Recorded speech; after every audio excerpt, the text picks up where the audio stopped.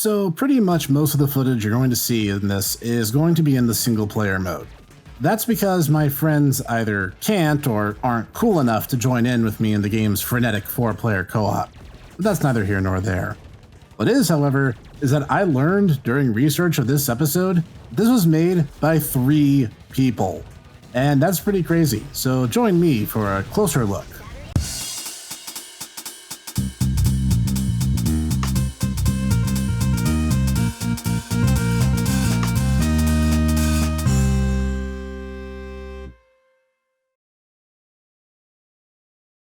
Greetings everyone, this is the Hipster Snek, bringing today another bit of N-D-X-Cellence. And I'm extremely pleased to cover today the 2015 indie title Assault Android Cactus. Initially launched for PC platforms and ported to PS4, Xbox One, and Nintendo Switch over the course of the next 4 years, I've been playing this sorely underrated gem since I could get my no hands on it. Imagine my surprise to learn that it was made by basically a 3-man team called Witchbeam, located in Brisbane, Australia. And I'm just going to preemptively apologize because I'm probably going to mispronounce some of their names, as usual, but here goes. Tim Dawson is credited as head artist and programmer, as well as the co-designer. Jeff Van Dyke created all the sounds and music you'll hear, and Sanatana Mishra gave it my best shot, sorry. Not only was chief designer, but was kind enough to respond to me bugging them for an interview. More on that here momentarily. The story opens when intergalactic police officer Cactus approaches the spaceship Genki Star and is fired upon for her trouble. Reasoning the best entrance is a quick one, she slams her ship headlong into the cargo bay, whereupon she meets Lemon, Holly, and Coral. Together with Cactus, these make up the first 4 of the 9 playable androids you can unlock in the game. Cactus then learns that the core ship is being taken over by a rogue AI, and their only hope is to traverse an army of berserk robots in a journey over 3 kilometers long to get to the core and find out what's gone wrong. Along the way, they'll encounter tricks, traps, enemies of all types, and unexpected rivals and allies. And first of all, the game looks amazing. I was genuinely startled to learn that Witchbeam only contained as many hands as it does, because there are AAA releases that don't look as polished as this game does. Seriously, I cannot say enough nice things about how good everything looks. Even in the intro cutscene, there's textures across Cactus's armor. Armor? Or is that her body? Never mind, I'm not thinking about this any further. Anyway, everything just looks really polished, literally and figuratively. Since the game takes place on a spaceship, the things that are supposed to be metallic have this lustrous sheen to them. The androids, gynoids, whatever, look very cute and very much inspired by anime of similar styles. They all have this cute, big head, super deformed look to them that definitely gives them a very endearing quality. Also, props to the design team for paying very special close attention to the color scheming.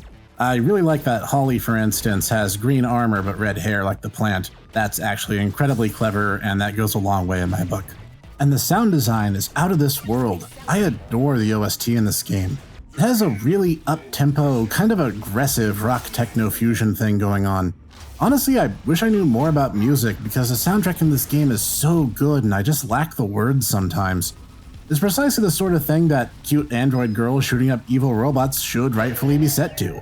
And since all the characters use guns, or at the very least gun-like weapons, the sound effects are really good. It gives the already fast-paced game a sort of feeling of you want to go fast because it's fun to go fast kind of vibe. Shoot everything that moves because it's really satisfying to do so. And mechanically, the game is fundamentally a twin-stick shooter. You move the left stick and aim with the right, firing by holding the right trigger and swapping to a sub-weapon with the left. If I were to issue complaint, it's super weird to me that every single D-pad input acts like the back button even while you're in menus. But that's a pretty tiny nitpick. The overall gameplay is super fast, as I've already implied about a dozen times now, with her android girl of choice moving across the maps and shooting everything that moves and a few things that don't. The caveat that makes this really interesting to me is that just taking damage and getting knocked out is not the end of the run. Instead, you're on a timer, represented by the android's batteries.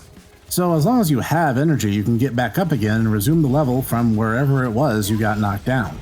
Therefore, you progress primarily by destroying enemies and collecting power-ups, like temporary options that fire when you do, wings that make you run fast, an emergency shutdown that deactivates nearby enemies and lowers their defense, and lastly, the logical battery extenders to keep you alive and going. The game is broken up into about 25 main levels across the campaign mode, broken up further by larger-than-life boss fights, each with numerous phases wherein their tactics change. I adore these in particular as a pinnacle of the game's masterful design, but even a regular level is still both a feat for the eyes and for the gameplay experience. But the game hardly ends there, even if I, as of this writing, have still not beaten that damn final boss. I have gotten so close, but that's beside the point. There's also the Daily Dive, where a generated challenge run awaits you. There's the fiendishly difficult 50-part layer mode, boss rush, and even more. And since the game can be enjoyed solo or with up to 4 friends in local co-op, there's no reason not to find hours of replayability and excitement. Now, as I mentioned earlier, I reached out to the Witchbeam team, and Mr. Sanatana Mishra, was kind enough to field some of my questions. So here's an abridged interview for your consideration. I asked, was Assault Android Cactus the first game the Witchbeam team came up with? Did you guys have previous projects I should let the people know about? He responds, Cactus was the first project for Witchbeam as a group. It actually started before we even formed Witchbeam, as a very early concept from Tim Dawson based on characters he had designed long ago. I asked, did you all come from games backgrounds, or was this a departure from the norm? He says, all 3 of us had worked together at Sega Studios Australia in the past, so we had already experienced in games and even developing something as a team. But it's quite different making something with just 3 people compared to hundreds. I asked, how did you come up with the idea for the game? Did things change wildly from drawing board to game proper? He answers, the earliest concept was probably just Tim trying to recreate the feeling of Robotron, but in a 3D space. Obviously the game ended up quite different, though still clearly inspired by the arcade classic, and I think the biggest single moment for that was when I started talking with Tim about how unsatisfying it was to play arena shmups where the best strategies are conservative in nature. We came up with the battery system and built our game around that aggressive intensity that's, to me, far more enjoyable. I ask, what were the major influences and inspirations? He answers, Treasure as a developer inspires so much of what I do. They would often come into a genre and create something at or near the pinnacle of that experience by twisting a widely accepted mechanic and then polishing the experience to such a degree that it just sang. I ask, what brought on the plant motif for their names? He answers, nothing too complex here, but we wanted to give the characters as much individual identity while still keeping a theme that connected all of them. We settled on plants, which we messed up with coral, because it gave us names and colors, and we find plants charming to boot. I ask, in that vein, which of the girls are the staff favorites? I think Holly is the cutest, personally. He responds, depends on the day. Personally, I flip-flop between Holly and Coral. I know for a while Jeff was an ardent Starch supporter. I'm not sure who Tim's favorite is these days. Maybe Cactus herself. I ask, yeah, what is the deal with Starch? Is she a prototype? A defect? Or is she maybe the perfect android? He responds, you'll have to ask Starch. Perhaps one day we'll get to tell more of her story. I ask, what were some of the biggest challenges you had to overcome in development? Did anything in particular end up being easier than you thought?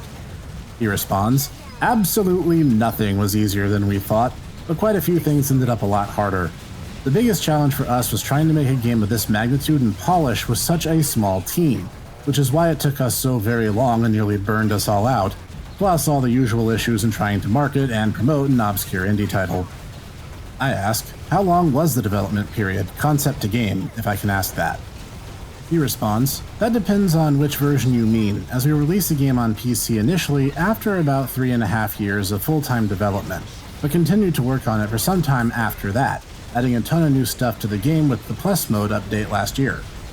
I ask, were there any scrapped characters or cutting room floor-worthy things that I can pry about? Following that, any technical details you guys think would make neat trivia?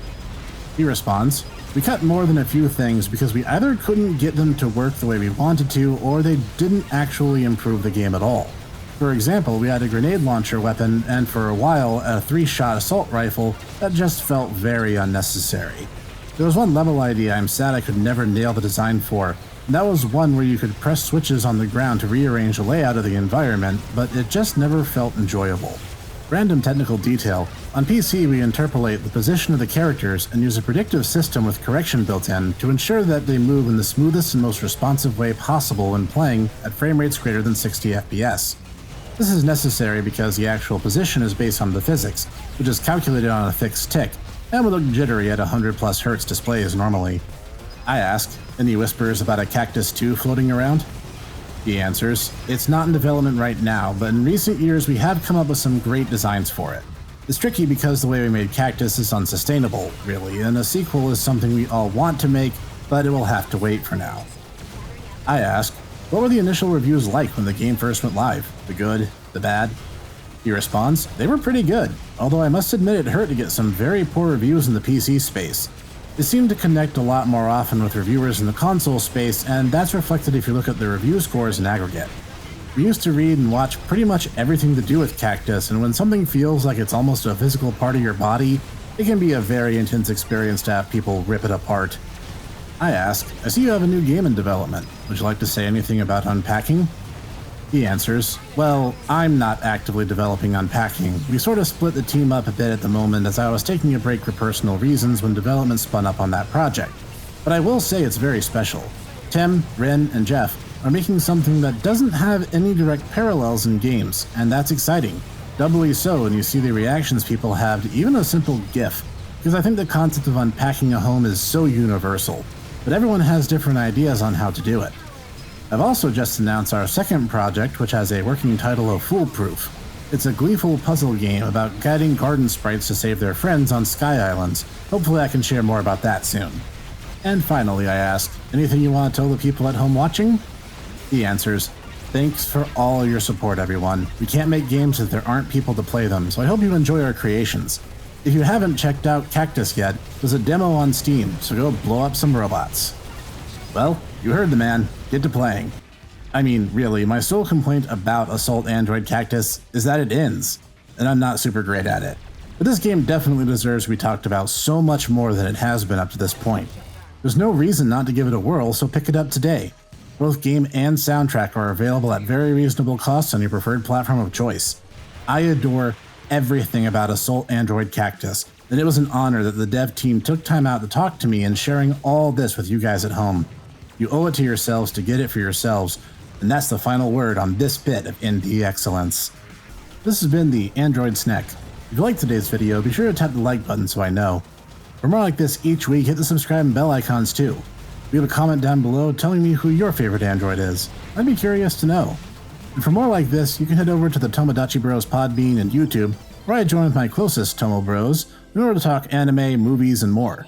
I hope you keep joining us here each week, where we talk about obscure games, indie excellence, and more. And I will see you there.